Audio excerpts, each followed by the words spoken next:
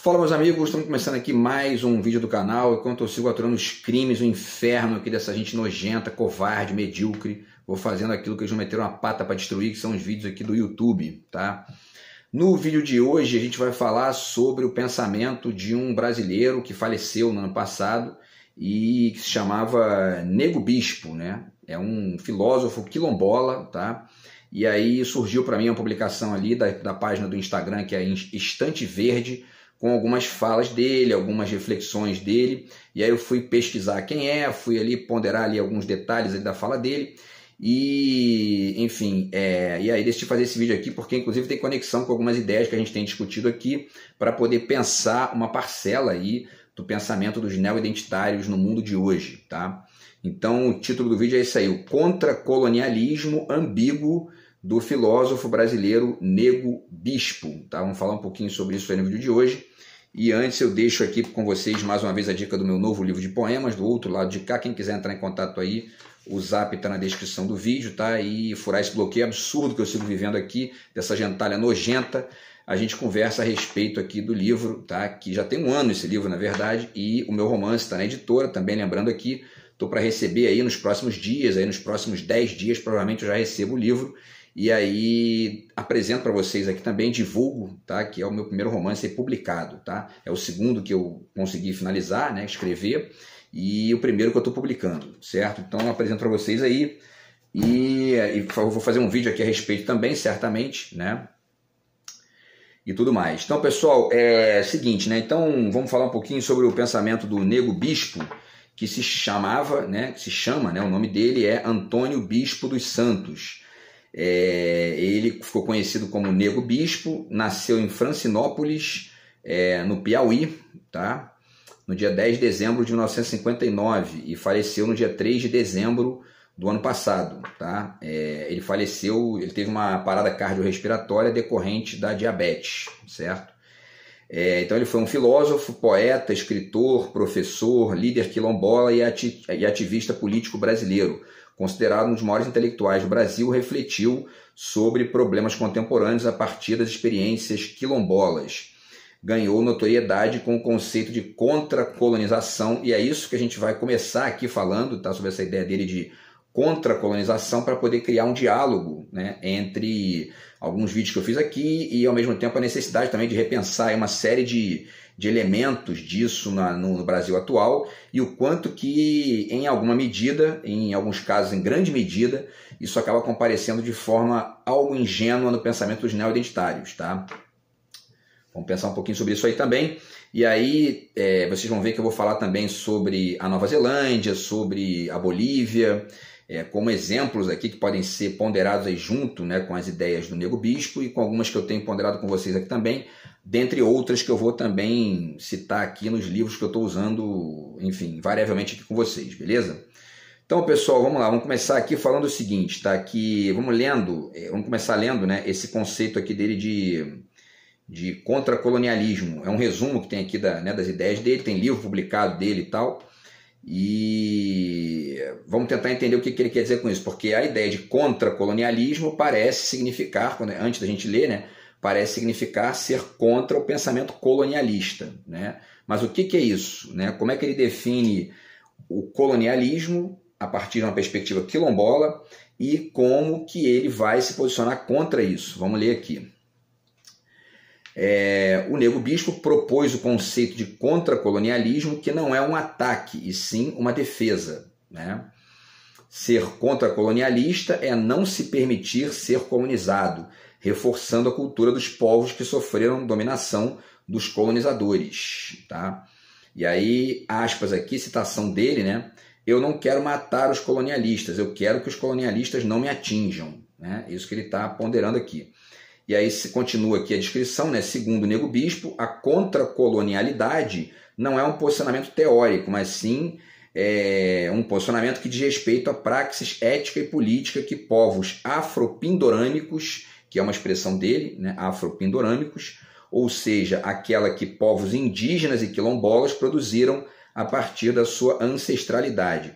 Esta praxis ética e política dos povos enseja outras formas de ser, de existir e de se organizar diante dos escombros da violência colonial. Tá? Então, quer dizer, vamos lá, né? Vamos tentar refletir um pouquinho aqui a ideia dele. Sempre ponderando com vocês aqui, uma parcela significativa do que está chegando para mim aqui, inclusive como sugestão, é baseado na perversidade desse retardado, né, que eu estou aturando aí, que fica meio que querendo usar os meus vídeos contra mim, as minhas palavras contra mim, meus amigos contra mim. Então, eu fico tentando o tempo todo limpar isso aqui do lixo que esse animal representa para poder tentar fazer reflexões aqui a despeito disso, né? Mas, enfim, vamos lá então.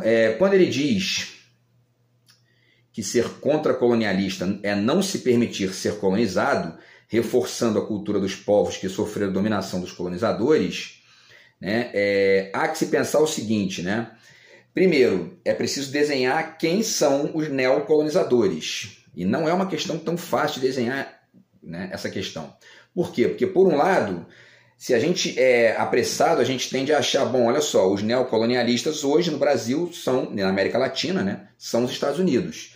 E isso é uma grande verdade. Agora, o neocolonialismo não se sustenta no Brasil apenas pela via dos Estados Unidos, mas também pela via do restalho da direita colonial, da direita imperialista daquela época, e que continua existindo hoje, mas sob outras roupagens, outros disfarces e outras atitudes, outras vinculações, especialmente com os Estados Unidos, né? Então é importante ponderar isso aí, porque senão você cai no equívoco que a maioria esmagadora dos neoidentitários estão, enfim, exercitando, e a gente tem que ponderar que isso tem uma certa justificativa, até moral, histórica, porque mais até do que pelo fato deles serem descendentes de povos originários, mas pelo fato de que hoje esses povos estão tendo mais voz, especialmente depois que a gente teve o primeiro governo do Lula e, enfim, né, a esquerda começou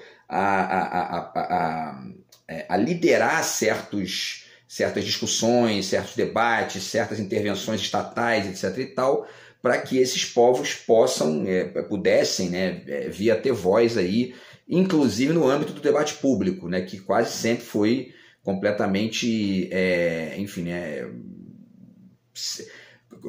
essas pessoas quase sempre foram, né, enfim, expulsas do debate público, mantidas numa margem absoluta ali, tá?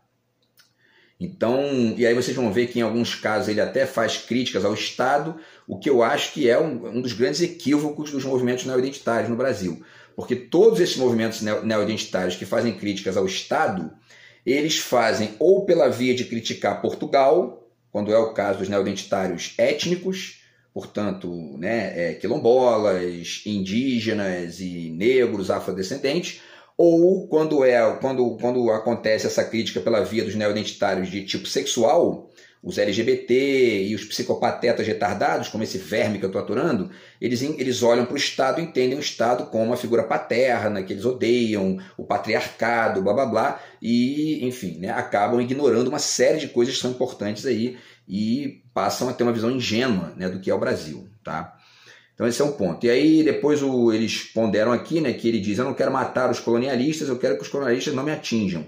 Isso é bacana, interessante, mas vale repetir. Quem são os colonialistas hoje? Né? Existem... porque se você não entende que os neocolonialistas hoje são os neoliberais, né, você fica procurando o neocolonialista no português, que não, há muitos e muitos e muitos anos e décadas e mais de século não são mais os imperialistas aqui dentro, né? E você começa a considerar o seguinte, né? São os homens brancos quando são neoidentitários étnicos e quando são neoidentitários de tipo sexual e é o homem branco, né? Enfim, machista e blá blá blá. E aí você, né, essa gente muitas vezes está disfarçada ou está exercitando um neoliberalismo que é o verdadeiro neocolonialismo no Brasil atual, sem nem entender o que estão fazendo, porque ficam ali exercitando a lógica neocolonial, achando que estão defendendo algum tipo de posição contra-colonial, né? É nitidamente o caso dos neoidentitários de direita aqui no Brasil. Nitidamente, eles são exatamente isso, né? Enfim, então esse é um ponto, tá? Porque fica evidente, né, que Portugal não tem mais aqui nenhum poder sobre o Brasil, não tem mais nenhum, né, e não tem nenhuma intenção imperialista aqui, né, mesmo que tivesse, não teria, né, nenhum tipo de sustentação isso. E mais, estão inclusive numa posição lá de dialogar, de se desculpar pelo período colonial, etc. e tal. Estão numa posição hoje que é totalmente diferente, né, daquela época. E ainda tem um terceiro motivo, quer dizer, se a gente não repensar Portugal na nossa perspectiva aqui, no desenho do que é o Brasil, é esse ponto que faz com que a gente continue cuspindo na nossa própria imagem em todos os níveis. Tanto nos níveis étnicos, quanto nos níveis neoidentitários, quanto até mesmo em alguma parcela da esquerda, especialmente na esquerda neoidentitária. E aí a gente não desenha a verdadeira posição contra-colonial, né? Que não está na negação de Portugal, longe disso, né? Isso já acabou há muito tempo, precisa ser substituído por outra lógica, tá? E aí, quando ele diz também que a contra-colonialidade não é um posicionamento teórico, mas diz respeito à praxis ética e política, que os povos afro-pindorâmicos e tudo mais, né, têm de produzir a partir da sua ancestralidade, por um lado a gente tem que entender que, né, essa ancestralidade deve ser respeitada, deve ser estimulada e deve ser, inclusive, digna de um olhar pedagógico. A gente tem que aprender com os indígenas, com os quilombolas, com os afrodescendentes, com todas as figuras que participam aí da lógica brasileira e mundial, né? Agora, dizer que não é um posicionamento teórico, mas sim uma praxis ética e política, já existem várias e várias reflexões que ponderam aspectos práticos no exercício da teoria. Porque, no fundo, eu já fiz até vídeo sobre isso aqui, não existe nada que um ser humano esteja fazendo que não seja uma prática, né? Enfim, dormir é uma prática, ficar parado é uma prática, né? Não tem como não ser prática, né? Só o morto que não pratica nada, e ainda assim, né, enfim, o cosmos aí e a natureza faz o trabalho da praxis, né, ali. Então, quer dizer, a teoria é um tipo de prática, né? E o cara publicar um livro, ele está ali teorizando sobre alguma coisa e tudo mais, né? Tem um livrinho do Roland Barthes bacana que eu esqueci de separar aqui que pode ajudar a entender isso aí. E por último, eles dizem aqui que, né, essa praxis ética e política dos povos enseja outras formas de ser, existir e se organizar diante dos escombros da violência colonial. Aqui também tem um outro ponto que que você percebe que ele faz críticas vocês vão ver aqui quando eu ler os trechos dele, né? Que ele faz críticas ao Estado, quer dizer, uma das melhores formas de você contrapor o discurso neocolonial, né, é você, no mundo de hoje, né, é você estabelecer pontes de diálogo e participação no interior da política de Estado também, né, e ao mesmo tempo estabelecer um diálogo com as lógicas cosmopolitas e com a lógica das outras culturas que estão ali contribuindo, que estão ali, enfim, convivendo com você, porque nem todo homem branco é um neoliberal neocolonial, né? Nem toda, enfim, pessoa que está conectada ali com um certo estereótipo colonial na cabeça dos neo-identitários étnicos reproduz isso na sua vida cotidiana e tudo mais. Então, quer dizer, ou seja, o que eu quero dizer com isso? Que a cultura branca, né, enfim, ela não é para pegar isso e jogar tudo fora. Porque senão você vai estar caindo no mesmo equívoco que que os colonizadores daquela época fizeram com os indígenas, com os negros e etc e tal, tá? Então é importante ponderar isso aí também. Bom, e aí, pessoal, então, vamos lá, né? Tem algumas coisas para falar aqui, para depois a gente passar aqui para as frases, né? Porque depois, também depois tem dois conceitos dele aqui que eu queria desenvolver. Se não der tempo, eu faço até outro vídeo, porque tem muita coisa boa aqui para falar, tá? E algumas frases dele aqui também que são interessantes. Mas já aqui de antemão, né, lendo para vocês aqui algumas coisas, tá? Por exemplo, vamos lá, por exemplo, a questão da complexidade, do Edgar Morin. Tá aqui os 7 saberes necessários à educação do futuro. E aí ele fala na página 55 da questão do Unitas Multiplex, que é a unidade e diversidade humana. Então ele diz, cabe à educação do futuro cuidar para que a ideia de unidade da espécie humana não apague a ideia de diversidade e que a da sua diversidade não apague a da unidade. o pensamento do Nego Bispo e da maioria esmagadora dos neoidentitários, tanto os étnicos quanto os de tipo sexual, estão muito vidrados ali na lógica da diversidade. E aí começam a esquecer a lógica da unidade. E isso acarreta uma série de outros esquecimentos. Esquecimento do espaço do outro, esquecimento da existência do corpo, esquecimento da existência do local, esquecimento da existência do país, esquecimento da existência do Estado. Ou, quando não é esquecimento, acaba sendo uma coisa meio ali de vingança e de uma contra-violência que acaba gerando ou ingenuidade, um olhar pobre sobre a questão, ou, no limite, violência e crime, que é o que eu estou aturando desse retardado aí há muitos anos. Tá? E, para finalizar, aqui no final do parágrafo, ele diz, o Edgar Morin ele diz: compreender o humano é compreender sua unidade na diversidade e sua diversidade na unidade. É preciso conceber a unidade do múltiplo e a multiplicidade do uno. O que ele está dizendo aqui é o princípio da complexidade, né? Que ele vai desenvolver também nesse livro aqui, tá? Que é o Introdução ao Pensamento Complexo, que ajuda a não cair nesses reducionismos, né? De achar que hoje o que existe é o diverso. O resto é tudo atrasado, patriarcado e Estado opressor e etc. e tal. Porque isso é uma visão ingênua. Né?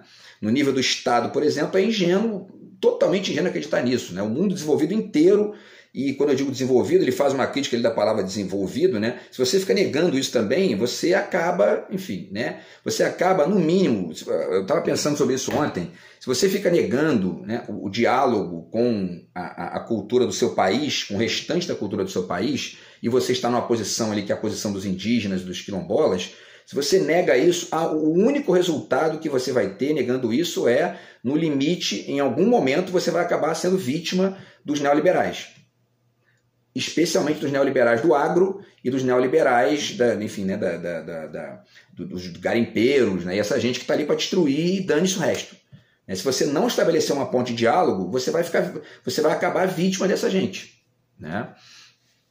E, inclusive, para estabelecer esse diálogo de maneira ampla e inteligente e com vistas a se proteger e a resolver minimamente ou tentar dialogar no sentido de minimizar esses problemas, você tem que entender quem é o neocolonial, né? Quem é o pensamento neocolonialista. Né?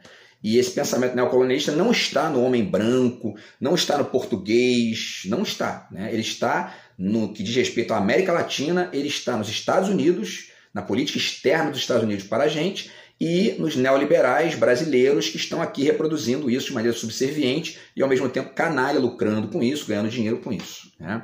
Os neocoloniais do Brasil, muitas vezes, são brasileiros, né? Pelo menos no documento de identidade. Né? Mas não tem identificação nenhuma com o país, estão ali pensando só em grana e, enfim, e alguns até disfarçadinhos de neoidentitários. Né? Ainda tem isso também. Tá? Então, enfim, o que mais, né, pessoal? E aí, em certo sentido, é bastante isso que o Ailton Krenak está fazendo, né?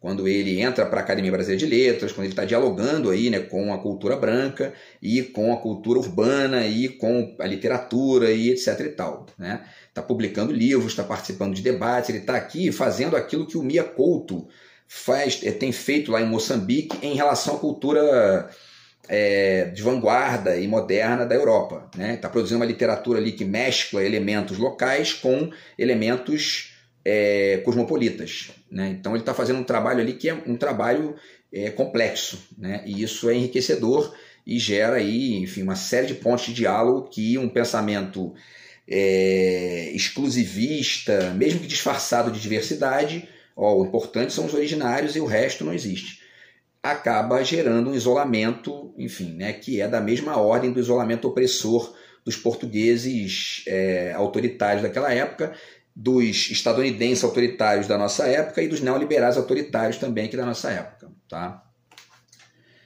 Enfim, então é importante discutir isso aí. O que mais aqui, né? Deixa eu ver o que mais aqui. E aí, pessoal, vou passar aqui para 2 exemplos que eu acho bacana, tá, de ponderar, e eu certamente vou fazer mais um vídeo aí sobre isso, porque tem muita coisa legal aqui para dizer. Mas, enfim, são 2 exemplos que podem ajudar a pensar essa questão aqui de maneira mais ampla, tá? E que tem acontecido aí no mundo, né? No mundo que a gente vive aí das últimas décadas. Tá? Então vamos lá, deixa eu pegar aqui. São 2 exemplos. Tá? Um primeiro exemplo tem a ver com a Nova Zelândia. e o segundo exemplo com a Bolívia. São dois países radicalmente diferentes, muito distantes um do outro, né? A Nova Zelândia fica lá na Oceania, embaixo ali da Austrália, né? E é um país ali que tem, né, uma conexão com a Inglaterra, com o colonialismo inglês, etc. e tal. E a Bolívia é um país aqui de maioria indígena e tudo mais, porém eles têm feito coisas muito semelhantes com as diferenças ali, né, de cada local, e com as dificuldades, né, que a Bolívia tem muito mais do que a Nova Zelândia, porque aquele distanciamento da Nova Zelândia permite que eles resolvam de maneira mais ampla ali, para além dentro da sua história local, etc. e tal. E a Bolívia está aqui, historicamente, subdita ao mesmo tipo de neocolonialismo estadunidense que nós aqui no Brasil. Então, para eles tem sido mais difícil aqui, mas eles estão conseguindo, né? Então vamos lá, para citar aqui a questão da Nova Zelândia, tá? Rapidamente, por que eu estou citando isso? Porque o povo Maori, né, que é um povo indígena e um povo ali que inclusive descende dos caçadores-coletores e tudo mais, dos aborígenes, né, aquela coisa, né, são povos ali extremamente antigos, né? Tá aqui, né? Recentemente o idioma Maori foi objeto de um processo de revitalização, sendo declarado uma das línguas oficiais da Nova Zelândia em 1987. E é falado por 4,1% da população. Inclusive já está também sendo ensinado nas escolas, coisa que deveria acontecer com a língua indígena aqui, e com, enfim, de alguma maneira isso tem que ser feito em relação às línguas afro, que também no Brasil, né, ainda que no caso das línguas afro, a variedade seja, né, enfim, talvez muito maior, né? Mas independente disso, a gente tem que tentar fazer isso, né? Para poder mostrar que o Brasil é um país que é um país da língua portuguesa, da língua indígena e da língua dos africanos, né? E para além disso, a gente percebe também essa questão da conexão da Nova Zelândia com os maoris quando a gente vê, por exemplo, a Olimpíada, e eles fazem aquelas danças muito interessantes lá, né? Que são gritos de guerra ali e tal dos maoris, e que estão sendo reproduzidos por eles no nível nacional ali, né? Que acaba gerando uma lógica de inclusão e de convívio entre as diferenças e, ao mesmo tempo, de unificação a partir de uma série de conexões ali entre elementos diversos de um mesmo lugar, tá? Agora vamos para o caso da Bolívia, que é um outro exemplo interessante também para ponderar uma alternativa a esse pensamento contra-colonial do Nego Bispo e da maioria esmagadora dos neo-identitários brasileiros, tá? Sempre lembrando com as diferenças ali pontuais e com a ponderação de que muito disso tem uma justificativa histórica e etc e tal, tá? Mas a gente precisa construir algo maior que isso se a gente quer chegar num ponto de, enfim, né, de criar um país melhor, né? E o caso da Bolívia é muito interessante, vamos ler aqui, ó. Notícia do Brasil de Fato, né, de 2019. Tá? Então, um referendo constitucional que refundou a Bolívia como Estado plurinacional faz 10 anos. Tá? E aí está aqui, há uma década, bolivianos aprovaram, por meio de uma consulta popular, a nova Constituição. Agora, isso aqui, 10 anos, foi 2009, né? Nós estamos em 2024, quer dizer, tem na verdade 15 anos isso aí, né? E aí, ele diz aqui rapidamente, né, que buscando refletir imensa diversidade étnica e cultural boliviana, o texto é considerado um marco histórico recente. Em 25 de janeiro de 2009, o governo da Bolívia, chefiado pelo presidente Evo Morales, realizou uma consulta popular para aprovação do que viria a se tornar a nova Constituição do país. Buscando refletir a imensa diversidade étnica e cultural boliviana, o texto é considerado um marco histórico recente, estabeleceu a criação de um Estado plurinacional, reconhecendo a autonomia indígena e o seu direito à terra. Agora é o seguinte, duas ponderações aqui em relação a essa questão da Bolívia, tá? E que tem conexão com a sugestão do Nego Bispo, as modificações que a gente tem que fazer nessa sugestão, e ao mesmo tempo pensar essa questão também no caso brasileiro. Então vamos lá. Para pensar isso aqui, né? A Bolívia, ela é um país da América Latina. Portanto, não tem condição nenhuma, isso aqui é uma crítica ao pensamento do Nego Bispo, não existe possibilidade de sugerir nenhum pensamento contra-colonial no Brasil atual, na América Latina atual, se esse pensamento não for contra-neoliberal. Se ficar brincando de, porque o problema está nos homens brancos, no indígena, tá cheio de homem branco neoliberal, tá cheio de negro neoliberal, né? Tá cheio de mulher neoliberal, tá cheio de LGBT neoliberal. Então não vai entender direito qual é a questão. O pensamento imperialista e ao mesmo tempo o pensamento submisso que reproduz esse neoimperialismo aqui dentro é o neoliberalismo no Brasil. Não tem como desenhar a questão de outra maneira, e foi isso que permitiu que a Bolívia desenhasse o seu Estado plurinacional. E para poder entender isso, basta a gente observar o que tem acontecido na Bolívia desde que o Evo Morales ganhou e que a esquerda não perde mais lá. Já várias tentativas de golpe dos neoliberais bolivianos, né, que estão ali tentando dar golpe de Estado toda hora para poder recuperar o poder e botar na mão dos Estados Unidos de ganhar a sua comissãozinha com isso. O neocolonialismo de hoje na América Latina é esse. Ponto. Né? Qualquer coisa que se pense para além disso, ou você limita a discussão a uma questão ali que é a questão da linguagem, vamos falar um pouquinho disso também no próximo vídeo, né? E aí você até muda certas palavras e tal, mas não entende direito e não consegue desenhar, enfim, contraditórios amplos e ricos o suficiente para poder combater isso, né? E você acaba, no limite, reproduzindo a mesma lógica neoliberal que está ali, muitas vezes, fazendo esse papel neocolonial. Tá? E uma última ponderação, quer dizer, a segunda ponderação e última aqui, nesse caso da Bolívia, é que eu tenho dito aqui para vocês que eu tenho ponderado aqui como uma sugestão minha, como uma reflexão minha mesmo aqui, a ideia do nacional cosmopolitismo, né, como uma alternativa tanto ao nacionalismo estrito, que é conservador e que é tosco, que é uma espécie de estupidez do local, e também um contraponto a essa lógica bizarramente aí, né, ingênua, que é a lógica dos... Né, cadê aqui? Dos líquidos, né? Tá aqui, né, o trabalho do Zygmunt Bauman, né, que é uma espécie de estupidez líquida, né, que somos fluxos, acabou o local, né? Então uns ficam acreditando que acabou o local, só existe o global e tudo mais, e outros acham que não existe global, que só existe local, são os conservadores e esses neoidentitários ingênuos, né, ou ali apressados, né, talvez seja o caso de dizer, que ainda estão num processo ali, enfim, né, de construção de uma percepção mais ampla sobre essa questão e ainda não desenharam bem esses detalhes aí. É importante fazer isso, né? E aí, então, eu pensei numa expressão que talvez reproduza bem tanto essa questão do nacional cosmopolitismo, né, mas que acrescente essa questão da diversidade local a partir de um diálogo com essa experiência boliviana. Sempre lembrando, mesclada com a percepção da nossa condição latino-americana e, portanto, subdita ao neoliberalismo como neocolonialismo. E aí eu pensei na expressão que seria uma espécie de plurinacionalismo cosmopolita, né? Ou seja, né, o Brasil, por exemplo, no caso do Brasil, entendido como um Estado plurinacional, portanto, né, enfim, composto, né, de uma cultura indígena diversificada, uma cultura negra diversificada, uma cultura branca diversificada, portuguesa, imigrantes e até mesmo elementos dos Estados Unidos, etc. e tal, mas também que pondere o que a gente tem que, o que a gente tem que negar aqui dentro, que é o neoimperialismo, ou seja, as políticas estadunidenses para nós aqui, que ficam, enfim, né, impedindo que a gente estabeleça políticas públicas mais interessantes, que a pobreza se diminua, que a gente consiga chegar numa renda, por exemplo, como a renda da Nova Zelândia, né? Por que não? Né? É importante, o Brasil tem todas as possibilidades de chegar lá, não chega por culpa dos neoliberais, que acabaram inclusive de aumentar a taxa de juros de novo, justificando isso das maneiras mais inacreditáveis possíveis, né? Então, enfim, está aqui, né, o trabalho aqui do